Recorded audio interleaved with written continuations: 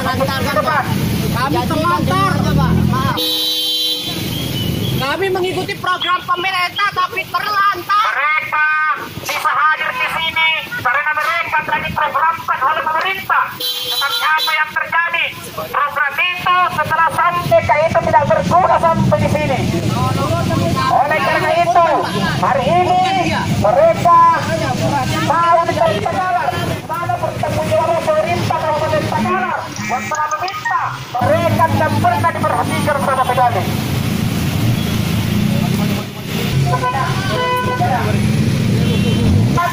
Kami tidak ada di kelas.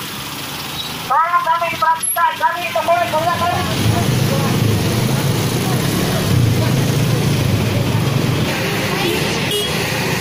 Sebelum kami berangkat dari Pulau Dawaka ke sini semua dijanjikan dengan mewah-mewah, dijanji penipuan. Kami tidak dikeluarkan. Dengan pemerintah Tagalar, Bupati khususnya Pak.